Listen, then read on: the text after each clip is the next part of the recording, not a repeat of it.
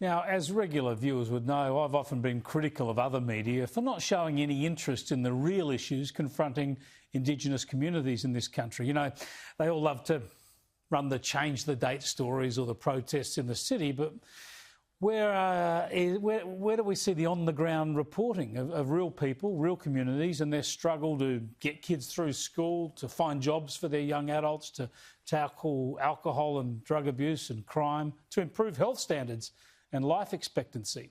Well, all credit to Sydney's paper of the people, the Daily Telegraph, owned by News Corp, of course, just like this station.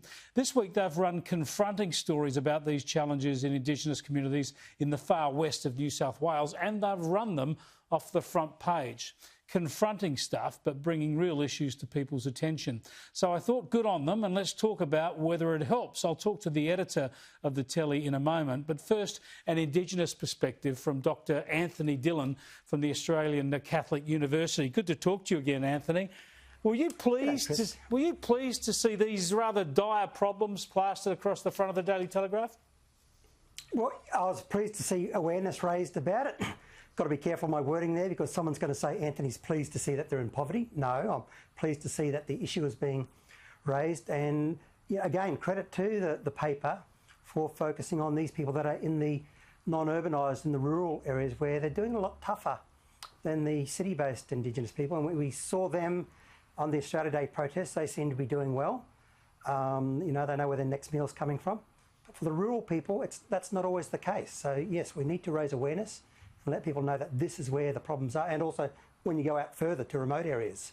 Yeah, the issues that the Telly focused on and the places they focused on, Wilcannia, Bourke, regions like that in the west of New South Wales, you could look at those stories and those issues any day of the week. They've chosen to focus on it now.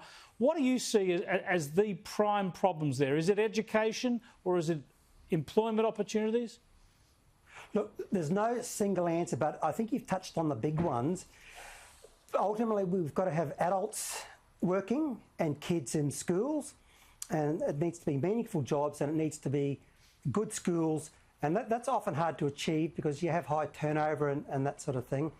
But you need stability in the school where the kids and the parents see that, hey, this is a good place for our kids to be. And of course, there's got to be a pathway. So at the end of school, there's a job to go into. So kids know that when they go to school, it leads to a job.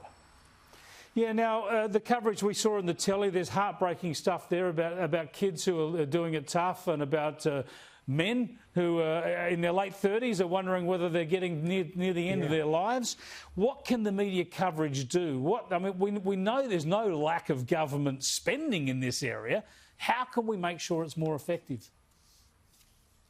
Well, I think keep focusing on these sorts of issues rather than these ridiculous, again, PC racism claims we've been seeing this week, because that only distracts attention. And, it's a shame that many Australians have been so absorbed by these, latest racism claims that issues like this that we see in these places and many other places like them just don't sort of register on people's consciousness. So keep raising issues. Keep raising awareness so that people know that, hey, when we want to help Aboriginal people, these are the people that really need helping.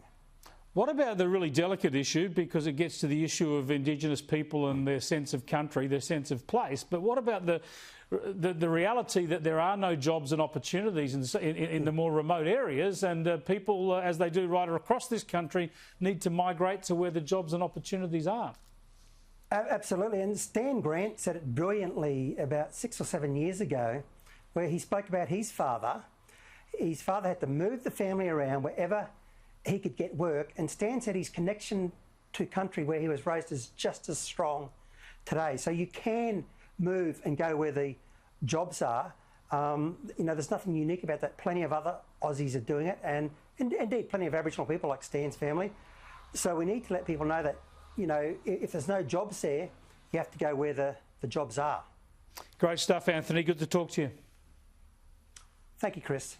Anthony Dillon there from the Australian Catholic University. Let's go to News Corp headquarters at Surrey Hills now and catch up with the editor of the Daily Telegraph, Ben English. Good to talk to you again, Ben. Tell us what motivated you to send reporters out there and really focus on this sort of out of sight, out of mind stuff in the back blocks of New South Wales. Well, I mean, it was obviously born out of the annual tradition, the traditional furore over Australia Day, and look, I have to say, a lot of that is a lot of the people leading that debate. They do it from a good place, but what was frustrating me was it just felt like it wasn't going to the heart of the issue. I mean, we talk about reconciliation action plans, and I think action is the key word there that's sometimes overlooked. Sure, it'd be great to examine whether Australia Day is appropriate and whether it's actually being sensitive to many Indigenous people. But for me, the most important issues are whether children are living safely and living with hope and with a pathway to a prosperous and happy life. You know, you look at a town like Wilcannia out there on the Darling. It's in the state of New South Wales. It's governed by the same parliament that sits in the middle of Sydney on Macquarie Street, but it's almost like another planet.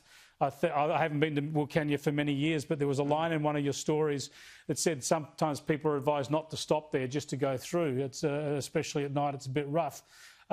So you could have shown some of that misery any day of the week. How can journalism help turn it around?